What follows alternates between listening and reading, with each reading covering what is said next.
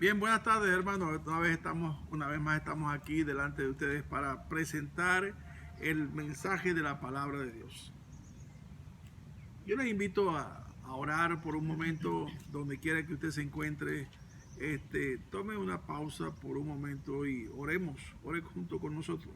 Padre Celestial, nosotros una vez más estamos aquí, persistimos e insistimos en estar aquí, Señor, en proclamar tu palabra y declarar la importancia vital que es para todo ser humano tener una relación, una amistad, un vínculo entre padre e hijo con cada uno, entre nosotros y tú. Señor, rogamos que sea tu Espíritu Santo el que hable por medio de tu palabra y que nos dirija a toda verdad. En el nombre de Jesús oramos. Amén. Y amén. Sabe, la semana pasada no pudimos presentar el video por asuntos que nos lo impidieron, pero ya esta semana estamos en play otra vez, deseosos de que, no sé, esas 50, 60 personas que puedan ver el video sean edificadas, sean a la vez reproductores de este mensaje. Si usted considera que este mensaje es de Dios, bueno, entonces yo le doy toda la libertad y le insto a que lo replique, a que mande a sus familiares, a sus amigos este mensaje, porque nadie sabe cómo va a ser Dios con cada semilla que aquí se manda, se envía a la gente. Mi relación con Dios, hablábamos la semana pasada acerca de la importancia de nuestras relaciones. Nosotros hablamos mucho de la importancia en nuestras relaciones desde la gestación con nuestra madre, desde el advenimiento con nuestros padres, nuestros hermanos, las relaciones con nuestros familiares, las relaciones con nuestros vecinos, con nuestros amigos, las relaciones en el colegio, en el liceo, en la universidad, las relaciones en el trabajo, las relaciones con los vecinos, en fin, con los proveedores y con los clientes. Las relaciones son fundamentales. Vivimos en un mundo de relaciones. Nosotros no somos elementos que podemos vivir aislados de nuestro contexto o de nuestro entorno. Vivimos en un mundo de relaciones. Y se hablan de las relaciones del amor, los 5 lenguajes del amor, o cómo se debe ser la relación entre padre e hijo. Hay muchos libros que hablan acerca de eso. Pero muy poco se habla acerca de la relación que el hombre debe tener con su creador, con Dios. Y en esta relación que esta semana nos toca hablar nuestra relación con Dios como Padre, Dios como Padre de nosotros. Y ayer aclaré ese punto y dije, Dios no es Padre de todo ser humano. Y si no es Padre de todo ser humano, tampoco nosotros somos hermanos los unos de los otros. Eso debemos dejarlo de entrada claro. Habíamos hablado la semana antepasada, o sea, el domingo hace 10 días, que nuestra relación con Dios no fue fruto del invento humano, no fue fruto de los teólogos o de los congresos o de los concilios que dijeron cómo el hombre podía tener una relación con Dios, un vínculo, un acercamiento o una reconciliación con Dios. No, fue Dios quien reconcilió consigo mismo a la criatura por medio de Jesucristo. Él es el único que tuvo la idea, que tuvo la estrategia, que tuvo el objetivo claro de establecer un vínculo. Y Él lo dijo en la persona de Cristo, allá en Juan 14:6. Yo soy el camino, la verdad y la vida, y nadie, yo no sé por qué yo hago tanto énfasis a esos absolutos de Dios, nadie viene al Padre sino por mí.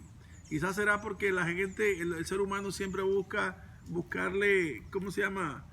Alguna salida a lo que Dios dice que le sea conveniente. No, dice, nadie viene al Padre sino por mí. O sea que usted puede buscar a todas las vírgenes que usted consigue en el mundo, a todas las santas o a todos los santos, a todos los que se llamen Gregorio o que se llamen como se llamen, o a cualquier culto. Usted puede pensar que a través de Mahoma o a través de Confucio, no. Para nosotros La Biblia es clara y taxativa. Dice, nadie viene al Padre sino por mí. Si usted cree eso, bien por usted. Si no lo cree, le puedo decir, usted puede cancelar o salir de este video y no oírlo más. Pero le voy a decir algo. Déjeme antes de eso decirle algo. Usted podrá caminar por este mundo en todas las religiones que quiera, pero nunca, jamás su corazón tendrá paz hasta que llegue al regazo de Dios. Y la única manera de llegar al regazo, al pecho de Dios, al reposo de Dios, es por medio de aquel que es su reposo. Se llama Jesús de Nazaret, el Cristo, el Mesías, el Hijo de Dios. Así que, fundamentado en esto fue lo que nosotros hablamos acerca de esa relación. Y que, ¿cuál sería, ayer dijimos, el primer paso para que se establezca esta relación? O sea, el primer paso que doy dentro de este camino. El primer paso que yo puedo, o que experimento, la primera experiencia que tengo al dar el primer paso y aceptar a Cristo, es ya un efecto de lo que Dios ha estado produciendo en mi corazón por medio del Espíritu Santo. ¿Cuál? Convencerme de pecado. Cuando Él me convence de pecado, mi corazón se ilumina, mi entendimiento se alumbra, y entonces yo puedo dar el primer paso diciéndole, sí, Señor, creo en ti como Dios que eres humanado. Sí, Señor Jesucristo, te recibo como mi Señor y Salvador. Sí, decido, te confieso como Señor de todo lo creado. Tú eres el Señor. En fin, ese es el primer paso. Pero diciendo eso, acontece algo que quizás no lo podamos ver de manera con nuestros ojos. Pero la Biblia dice que al momento de eso, creyendo en Él, creyendo en este evangelio, creyendo en esta predicación, dice la palabra que somos sellados, que somos bautizados, que somos inmersos en Él por medio del Espíritu Santo. Eso es lo que la palabra de Dios dice. Y eso es lo que a nosotros nos satisface. No hay otra manera de explicarlo. Nuestro corazón se complace en saber lo que la Escritura dice, y esa Escritura produce en nosotros paz. Saber que nosotros ahora estamos caminando en aquel que dijo, yo soy el camino, en Cristo. Por eso dice la palabra que esa primera experiencia se basa en lo que también el Señor Pablo dijo, de manera que si alguno está en Cristo, nueva criatura es. O sea, ya hay un despojo, las cosas viejas pasaron, hay un despojo de cosas viejas y hay un renacimiento a un estilo de vida diferente, nuevo. Entonces, hoy quiero compartir acerca de esta primera experiencia, lo que define como la regeneración espiritual. La regeneración espiritual la podemos leer desde el primer capítulo del Evangelio de Juan. Para que entendamos lo que dije al principio, que Dios no es padre de toda criatura, ni tampoco nosotros somos hermanos los unos de los otros. Aquí quisiera que quedase bien claro lo que la palabra de Dios dice en Juan capítulo 1, versículo 12 y versículo 13.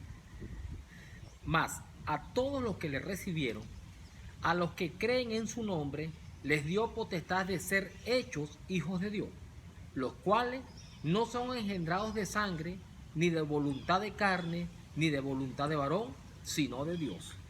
Fíjense lo que está diciendo ahí. Eso es para mí, bueno, no sé yo. Quizás uno hoy día, después de tanto tiempo, ve esto tan claro. El Señor mismo, en ese mismo evangelio, en el capítulo 3, le dice a Nicodemo, lo que es nacido de la carne, carne es. Así que esta regeneración espiritual no es de orden físico. Este renacer no es de orden sanguíneo o por efecto de sangre o de transferencia o de fecundación de vida. No. Esto es una experiencia de orden espiritual, de orden metafísico, no físico sino metafísico, de orden espiritual. Nuestra alma sale a un descubrimiento cuando sus tinieblas se definen como muerte o separación. Esa alma suya y esa alma mía ahora es alumbrada por la presencia del Dios vivo en nuestras vidas. Cuando nosotros hemos creído, la presencia de Dios viene por la fe, por el Espíritu Santo que nos ha sido dado. Ese Espíritu Santo provoca en nosotros un rompimiento con aquello que nos tenía atados a nuestra ignorancia. Y empezamos a ver el mundo de una manera totalmente diferente. Y nuestra propia vida, nuestra propia vida de una manera diferente. Fíjense, más a todos los que le recibieron, a los que creen en su nombre, les dio la autoridad, la designación determinada de parte de Dios, de que ahora son hechos hijos de Dios.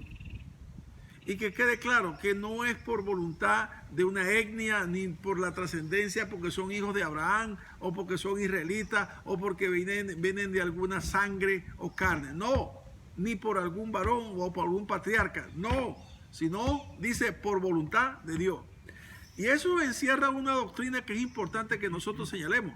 Y es que la autoridad, la designación, la escogencia depende total y absolutamente de Dios.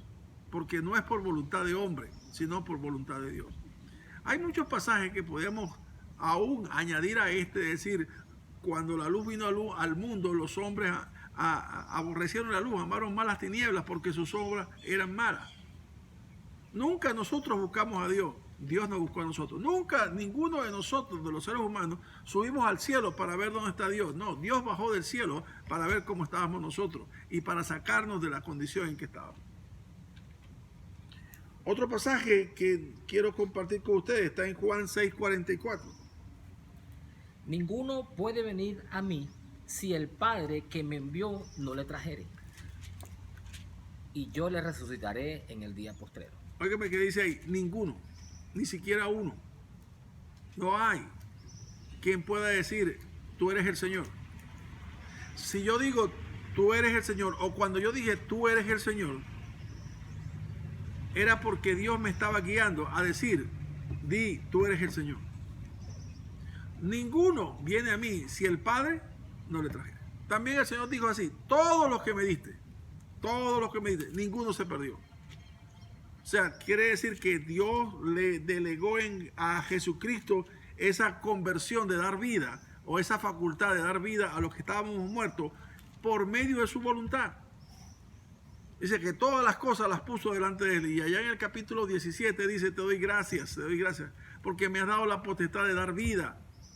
Esa vida de Dios, esa vida Zoe, esa vida que solamente existe en Dios, que se define como una vida eterna, solamente la tiene aquel a quien el Hijo la da. Y la recibimos por medio del Espíritu Santo, que es el portador de esa vida. Esa vida está en el Espíritu que habita en Dios. O sea, la tercera persona de la Trinidad, el Espíritu Santo, es el portador de la vida. Y como Él está en nosotros, tenemos la vida eterna que está en Dios.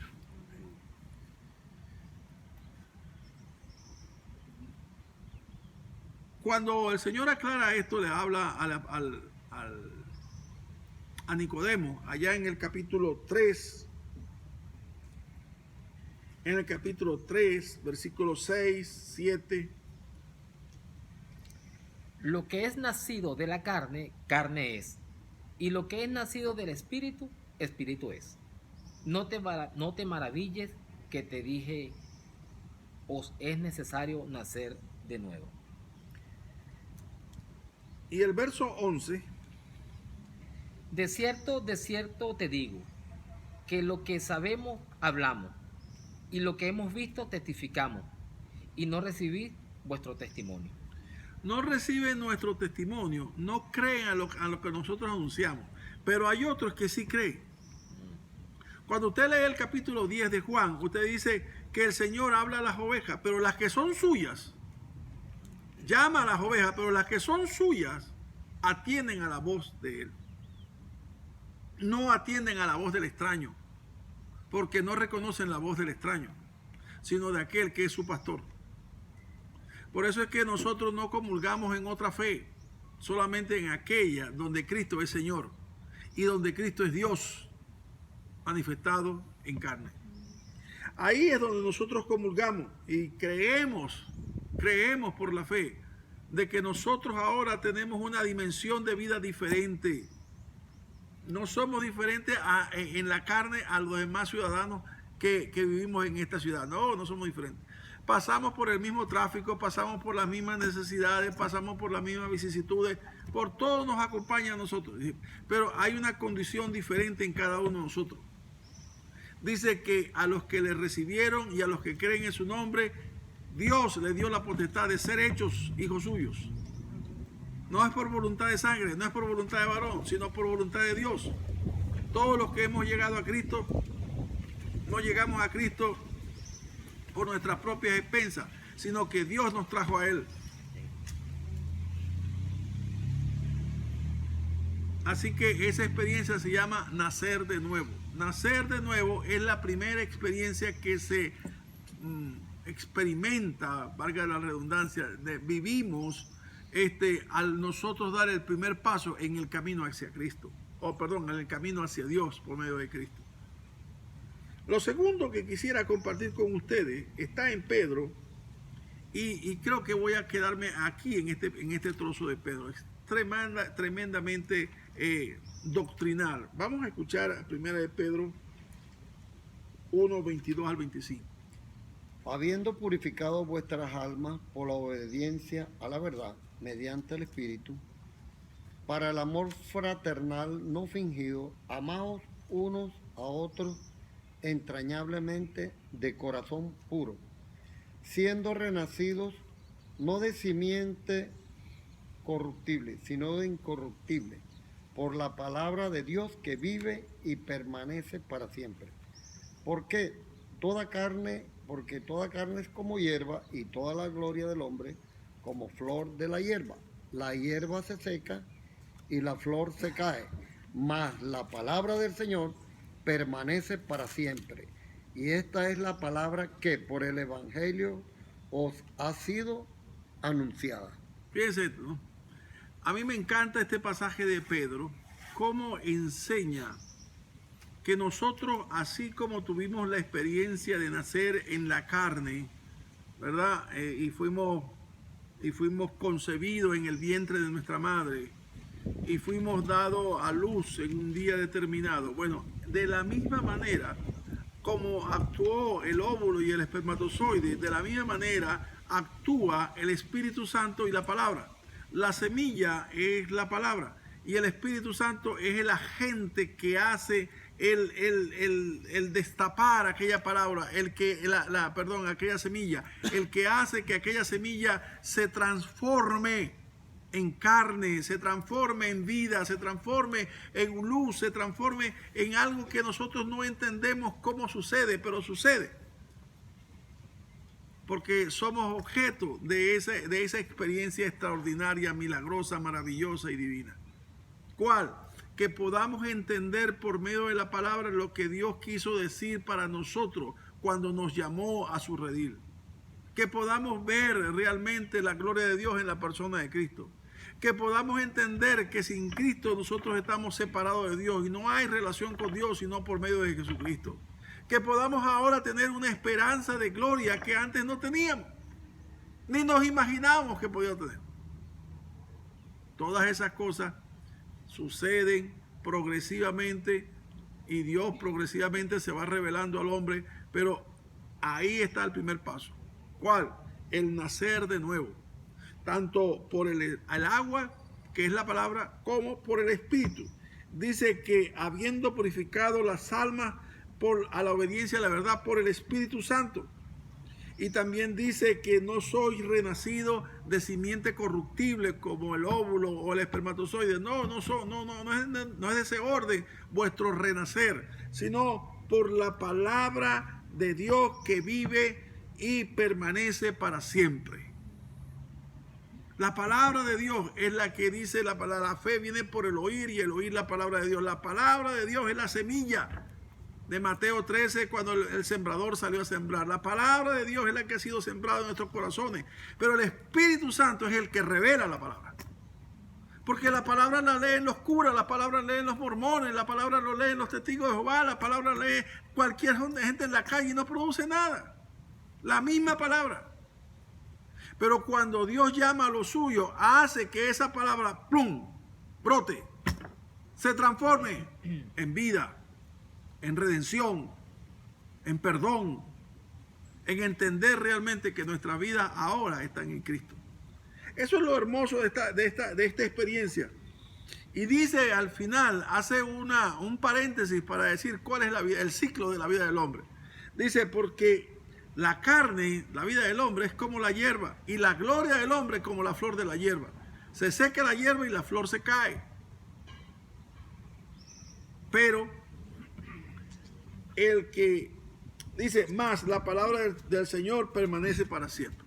El que hace la voluntad de Dios permanece para siempre. El que vive en la palabra de Dios permanece para siempre, porque la palabra de Dios mora en sus corazones para siempre.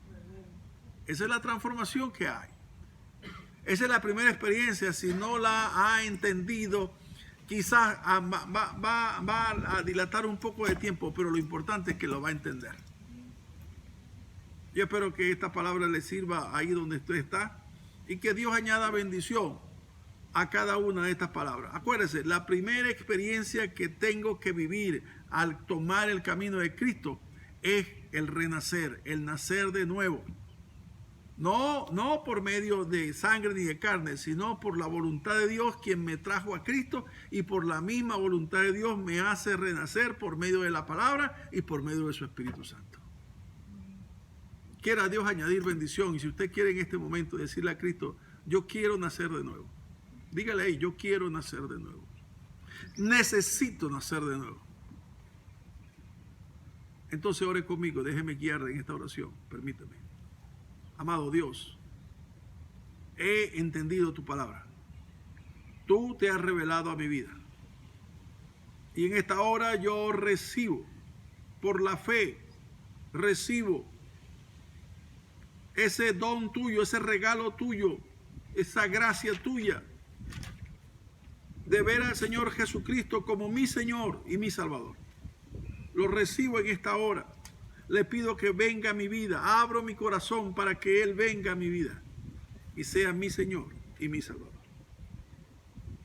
Transforma mi vida conforme a tu voluntad y enséñame cada día más acerca de esta gracia a la cual tú me has llamado. En el nombre de Jesús. Amén. Que Dios le bendiga donde quiera que esté.